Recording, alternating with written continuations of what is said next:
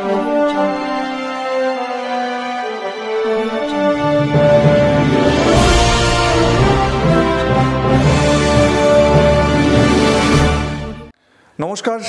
আপনারা দেখছেন star production, আপনাদের ঘরের চ্যানেল, পছন্দের চ্যানেল। এবং সেই সাথে আজকে যে বিশেষ অনুষ্ঠান এসপি দর্শনে, কিছুদিন আগে দেখেছেন যে আমরা একটি মন্দিরকে তুলে ধরেছিলাম এবং সেই অনুষ্ঠান আমাদের মধ্যে রীতিমতো জনপ্রিয়তা লাভ করেছিল। কোনো নামে আমি সুনির্দিষ্ট নামে যাচ্ছি না। আজকে আমরা যে জায়গায় উপস্থিত হয়েছি সেটি কীর্তন জগতে পশ্চিমবঙ্গ তথা অন্যান্য জায়গায় আপামর বাঙালি যারা আছেন, যারা কীর্তন গান ভালোবাসেন, তাদের কাছে কিন্তু এই বাড়িটি তীর্থক্ষেত্র স্বরূপ। কারণ এখানে যিনি বাস করেন, কীর্তন জগতের আচার্য স্বরূপ তাকে বলা যায়, শ্রদ্ধেয় সুবীর চক্রবর্তী। আমরা আপ্লুত তাকে আমাদের মাঝে পেয়ে। সাধারণত উনি অন্যান্য চ্যানেল বা সাধারণত একেবারেই প্রচার বিমুখ মানুষ, উনি সবার সামনে আসতে চান না, কিন্তু আমাদের কথায় উনি এক কথাতেই রাজি হয়েছেন। তার জন্য বিশেষ ধন্যবাদ প্রাপ্য ওনার মাননীয় সুবীর চক্রবর্তী, শ্রদ্ধেয় সুবীর চক্রবর্তীকে আমাদের চ্যানেলের পক্ষ থেকে জানাই আন্তরিক শুভেচ্ছা, অভিনন্দন।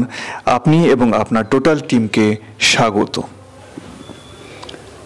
সমস্ত কীর্তন জগৎ এবং এসপি চ্যানেলকে আমি স্বাগত জানাই।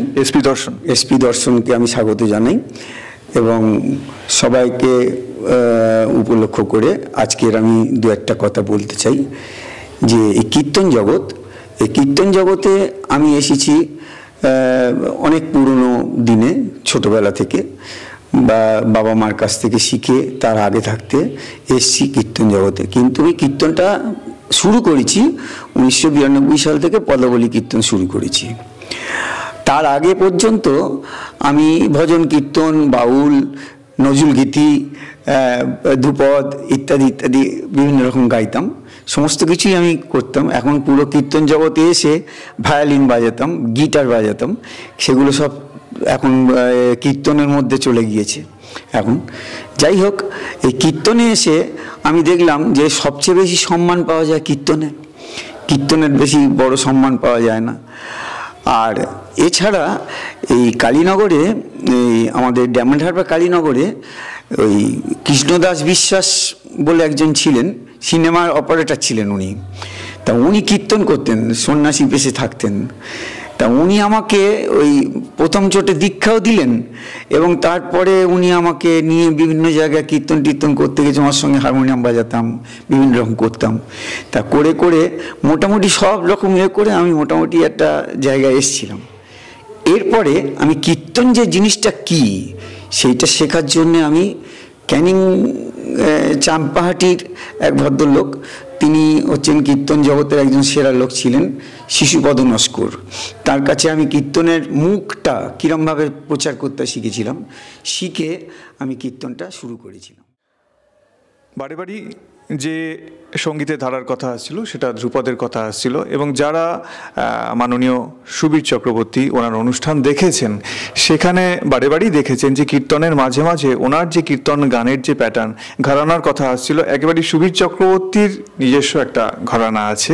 আমরা যারা তার গান শুনেছি এবং দীর্ঘদিন ধরে তার গান শ্রদ্ধার সঙ্গে স্মরণ করি, তারা আমরা জানি যে এই গানের মধ্যে কিন্তু মাঝে মাঝে ধ্রুপদের যে ধারা, ধ্রুপদের যে লয়কারীর ব্যাপার, সেই ব্যাপারটা কিন্তু প্রায়শই পরিলক্ষিত হয়। এবং ওনার গানের মধ্যে কিন্তু তালের একটা বিশাল মারপ্যাচ থাকে। আর বিয়ার কুয়ার এই যে প্যাটার্নগুলো আছে, এই প্যাটার্নের কিন্তু মারপ্যাচ আমরা প্রায়শই লক্ষ্য করে থাকি। এবং তার সাথে কিন্তু তালফের তার একটা ব্যাপার আমাদের বারে বারেই নজরে এসছে। এবং সেই তালের প্রসঙ্গ যখন উঠছে তখন বলি যে ইদানিং বেশ কিছু আসরে লক্ষ্য করা যায় যে কীর্তনের ক্ষেত্রে তো নিজস্ব কিছু তাল, দাস পেরে, দাসকষি, এইসব যে তালগুলো আছে সেগুলোকে অ্যাভয়েড করে দেখা যায় যে সেই দাদরাকার বা ত্রিতাল প্যাটার্নে, তেওরা প্যাটার্নে অনেকে চলে যাচ্ছেন। কি মনে হয় কেন চলে যাচ্ছেন? মানে এখন মানুষের মানসিকতাটা চলে গেছে অন্যদিকে। আগেকার দিনে যে কীর্তনগুলো হতো তার যে কথাগুলো ছিল, সে কথাগুলো ছিল এমন এমন কথা, তখনকার দিনের মানুষ লেখাপড়া হয়তো কম জানতো, কিন্তু তবুও ওই কথাগুলোকে নিয়ে তারা কিন্তু অনুভব করতো, তারা বুঝতো। এখন যদি ওইরকম ধরনের কথাগুলো যদি আমরা কীর্তন করি তাহলে কিন্তু মানুষ শুনছে না। বেশ, হ্যাঁ, যেমন যেমন বলছি, একটা কথা বলি, চন্দন চর্চিত নীল কলে বড় পীত বসন বনমালী, এই কথাটা বলে যদি আমি আসলে গান করি, তাহলে সেই গানটা মানুষ এখন শুনছে না, শুনতে চাইছে না। যে এই যে কথাটার মানেটা মানুষ বুঝবে, শুনতে চাইছে না। এখন সেই জন্য মানুষকে সহজভাবে আনতে হচ্ছে।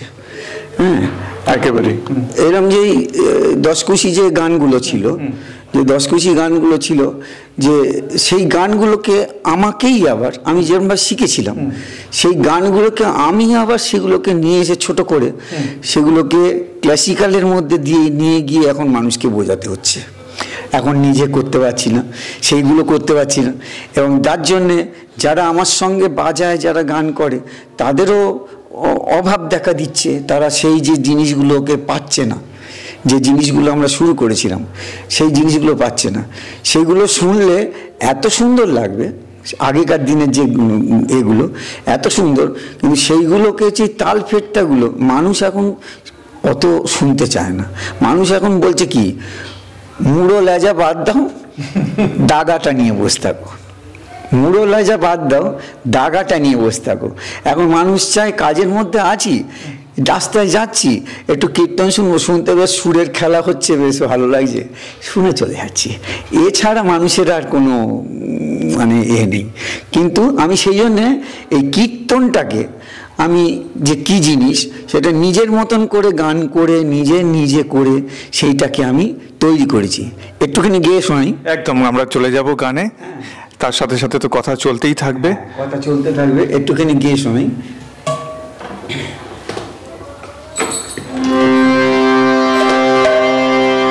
যে কি রতন, আমরা যত রত্ন পেয়েছি তার মধ্যে কি রতন, এটাকে আমি মানে সোজা করে করেছি।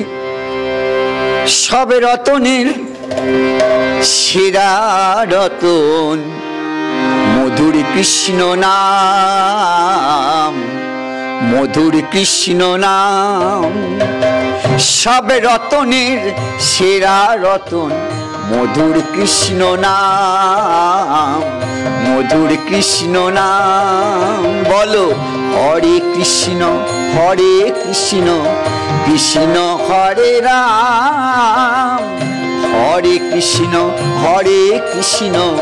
কৃষ্ণ হরে রাম। বলো সব রতনের সেরা রতন মধুর কৃষ্ণ নাম, মধুর কৃষ্ণ নাম।